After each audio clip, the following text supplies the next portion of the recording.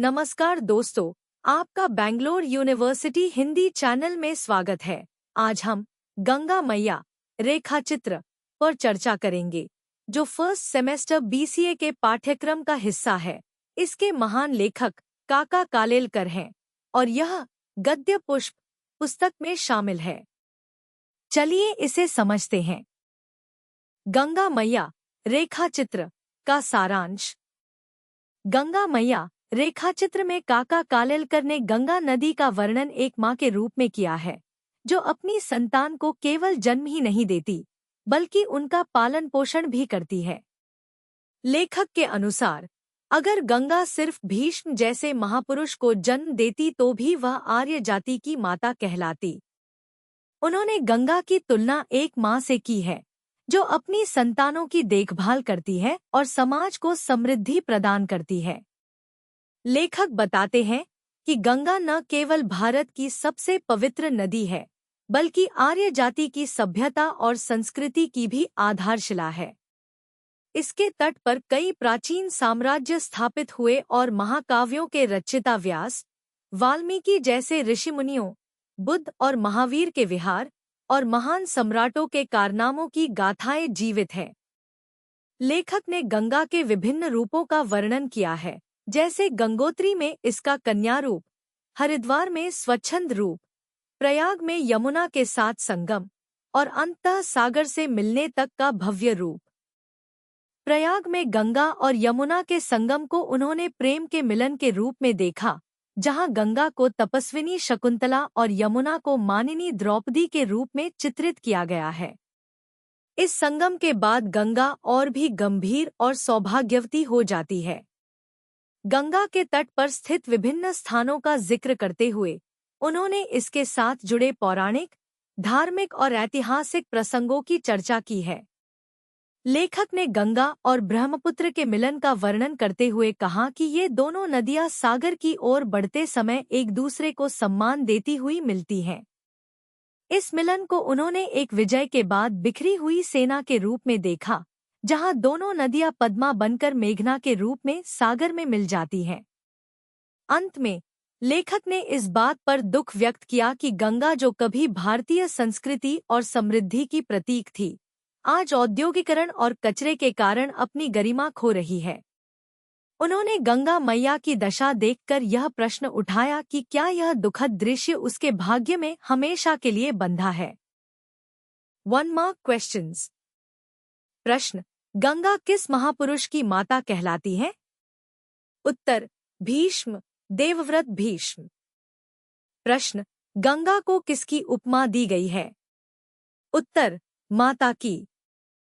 प्रश्न: गंगा के किनारे रहने से किस चीज का डर नहीं होता?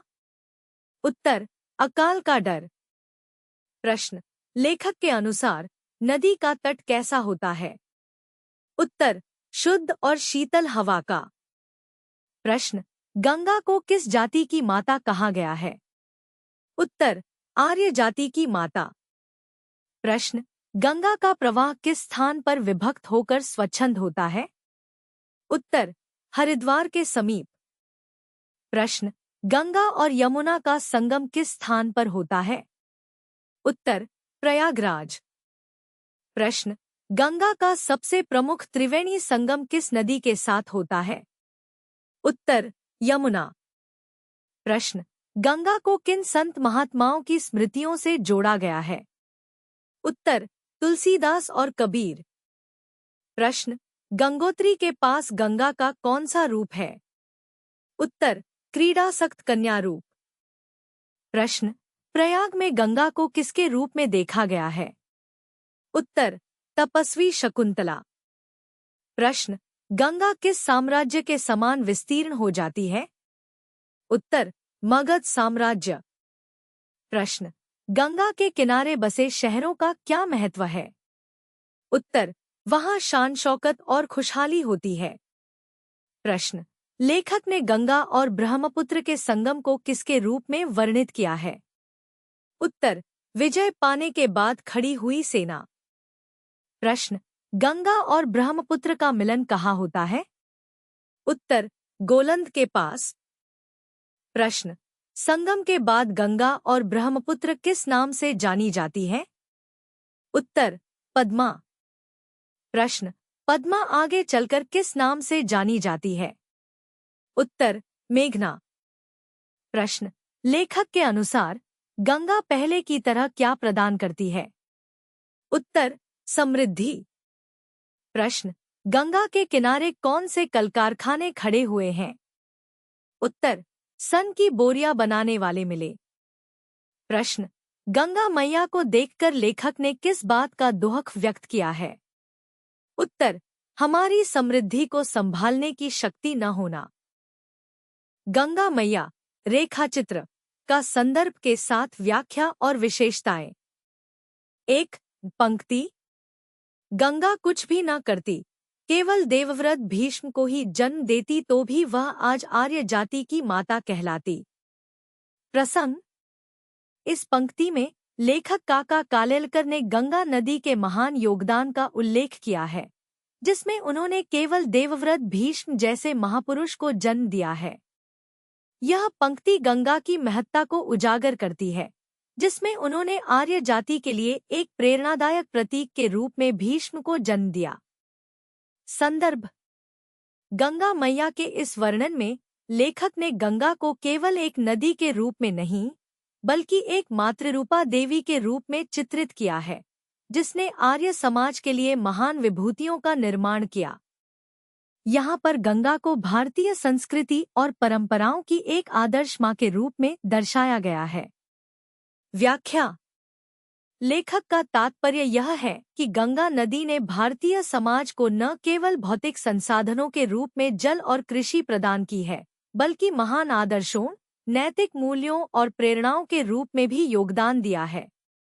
भीष्म पितामह की जन्मदाता के रूप में गंगा का उल्लेख करके लेखक यह कहना चाहते हैं कि गंगा ने ऐसे महापुरुष को जन्म दिया जो अपनी प्रतिज्ञा, त्याग और तपस्वी जीवन के कारण आज भी आदर्श माने जाते हैं। भीष्म की प्रतिज्ञा और त्याग ने भारतीय समाज को आदर्श आचरण की शिक्षा दी, और यह सब गंगा के मातृत्व के कारण ही संभव हुआ। विशेषता, इस व्याख्या की विशेषता यह है कि इसमें गंगा को मातृरूपा देवी के रूप में आदर्श माना गया है। गंगा का मातृत्व केवल भौतिक संसाधन प्रदान करने तक सीमित नहीं है, बल्कि उसने समाज को नैतिक और सांस्कृतिक मूल्यों के मार्गदर्शन का भी कार्य किया है। यह पंक्ति गंगा की महत्ता को भव्यता के साथ प्रस्तुत करती है और बताती है कि वह केवल जलधारा नहीं, बल्कि जीवन का आधार और आदर्शों की प्रेरणा भी है। 2. पंक्ति, नदी को अगर कोई उपमा शोभती है तो वह माता की ही। नदी के तीर पर रहने से अकाल का डर तो रहता ही नहीं। जब मेघराज हमें धोखा दे देते हैं, तब नदी माता ही हमारी फसल पकाती है। प्रसंग, यह पंक्ति उस समय की ओर संकेत करती है जब प्राकृतिक संसाधनों का अभाव होता है और बारिश नहीं होती। ऐसे में नदी का जल किसानों के लिए जीवनदायिनी बनकर आता है। लेखक ने नदी को माता के समान बताया है, जो संपूर्ण समाज की आवश्यकता को पूरा करती है। संदर्भ, इस संदर्भ में काका कालेलकर ने गंगा नदी की तुलना एक माता से की है, जो अपने बच्चों की हर स्थिति में रक्षा और देखभाल करती है। उन्होंने स्पष्ट किया है कि जिस प्रकार एक माँ अपने बच्चों की भरण पोषण करती है, उसी प्रकार नदी भी समाज की जीवन रेखा बनकर उसकी रक्षा करती है। व्याख्या, लेखक ने यहाँ गंगा को मातृत्व की सर्वोच्च उपमा दी है। जब बारिश नहीं होती और फसलें सूखने लगती हैं, तो केवल गंगा का जल ही खेतों को हरा भरा रखता है। यह नदी समाज के लिए एक आश्रय स्थल बनकर खड़ी रहती है, जिस पर सभी निर्भर होते हैं। गंगा के इस योगदान को माता की ममता के समान माना गया है, जो कठिन समय में अपने बच्चों की हर संभव मदद करती है। विशेषता, इस व्याख्या की विशेषता यह है कि इसमें गंगा को न केवल जल का स्रोत माना गया है, बल्कि समाज की आर्थिक और भौतिक खुशहाली का भी प्रमुख कारण बताया गया है। यह गंगा के मातृत्व और करुणा की महत्ता को दर्शाती है, जो समाज को हर परिस्थिति में सहारा देती है और उसे समृद्ध करती है। 3. पंक्ति। हम जब गंगा जी का दर्शन करते हैं तब हरे लहलहाते खेत ही हमारे ध्यान में नहीं आते, वरन उनके साथ व्यास, वाल्मीकि के अमर काव्य, बुद्ध, महावीर के विहार, अशोक, समुद्रगुप्त या हर्ष सरीखे बड़े सम्राटों के पराक्रम और तुलसी और कबीर जैसे संत महात्माओं की साखियां और भजन, इन सबका स्मरण हो आता है। प्रसंग। इस पंक्ति में लेखक ने गंगा नदी के महत्व को सांस्कृतिक और आध्यात्मिक दृष्टिकोण से प्रस्तुत किया है। गंगा का दर्शन केवल उसकी प्राकृतिक सुंदरता तक सीमित नहीं है, बल्कि उसमें इतिहास और संस्कृति की अमूल्य धरोहरें भी समाहित है। संदर्भ। इस संदर्भ में लेखक ने गंगा नदी के दर्शन को भारतीय संस्कृति, साहित्य, धर्म और इतिहास के प्रतीक के रूप में प्रस्तुत किया है। गंगा के किनारे पर बसे महान संतों, कवियों और सम्राटों की स्मृतियां लेखक के लिए गंगा के महत्व को और अधिक बढ़ाती हैं। व्याख्या। लेखक यहाँ यह बताना चाहते हैं कि गंगा केवल एक नदी नहीं है, बल्कि भारतीय सभ्यता, संस्कृति और धर्म की वाहक है। उसके तट पर बड़े बड़े महापुरुषों ने जन्म लिया, जिनकी शिक्षाएं और कार्य आज भी समाज का मार्गदर्शन करती हैं। गंगा का प्रवाह उन महान घटनाओं और आदर्शों को साथ लेकर चलता है जिन्होंने भारतीय संस्कृति को समृद्ध किया। गंगा के दर्शन में केवल प्रकृति की सुंदरता नहीं, बल्कि उन संतों, विद्वानों और सम्राटों की गाथाएं भी छिपी हैं, जिन्होंने समाज को दिशा दी। विशेषता। इस व्याख्या की विशेषता यह है कि यह गंगा को सांस्कृतिक धरोहर के रूप में प्रस्तुत करती है, जिसमें भारतीय इतिहास, धर्म और साहित्य के महत्वपूर्ण प्रतीकों का समावेश है। यह गंगा की महत्ता को केवल एक भौतिक जलधारा से ऊपर उठाकर उसे भारतीय समाज और संस्कृति के जीवन का अभिन्न अंग बनाकर प्रस्तुत करती है। गंगा मैया रेखा चित्र के मुख्य पात्रों पर टिप्पणी। 1. गंगा मैया। इस रेखा चित्र में गंगा को आर्य जाति की माता के रूप में प्रस्तुत किया गया है। लेखक गंगा को न केवल एक प्राकृतिक नदी के रूप में देखते हैं, बल्कि एक ऐसी देवी के रूप में भी मानते हैं जो जीवनदायिनी और पवित्रता की प्रतीक है। गंगा को माता के रूप में चित्रित करके उसे भारतीय सभ्यता और संस्कृति की आधारशिला के रूप में स्थापित किया गया है। गंगा का जल मानव जीवन के लिए आवश्यक तत्वों को प्रदान करता है, जैसे कि फसलों को पोषण, शुद्ध वायु और सांस्कृतिक व धार्मिक प्रथाओं के लिए पवित्र स्थान। उसकी महत्ता केवल जलधारा के रूप में नहीं, बल्कि एक ऐसी शक्ति के रूप में है जो हमारे जीवन को शुद्ध और प्रेरित करती है। 2. देवव्रत भीष्म। भीष्म पितामह का उल्लेख गंगा के पुत्र के रूप में किया गया है, जिनका चरित्र आर्य जाति के लिए आदर्श स्वरूप है। भीष्म की वज्र जैसी दृढ़ता, त्याग, निःस्पृहता और ब्रह्मचर्य को गंगा की मातृत्व शक्ति का प्रभाव माना गया है। भीष्म को गंगा के पुत्र के रूप में दिखाया गया है, जो इस बात का प्रतीक है कि गंगा केवल जलधारा नहीं, बल्कि महापुरुषों की जननी है। भीष्म के चरित्र को देखकर गंगा की महानता और उसकी भूमिका स्पष्ट हो जाती है। उनका आदर्श और सिद्धांत आज भी लोगों के लिए प्रेरणा स्रोत हैं। 3. गंगा यमुना का संगम। गंगा और यमुना के संगम का वर्णन करते हुए लेखक ने इसे भारतीय संस्कृति के प्रेम और एकता का प्रतीक बताया है।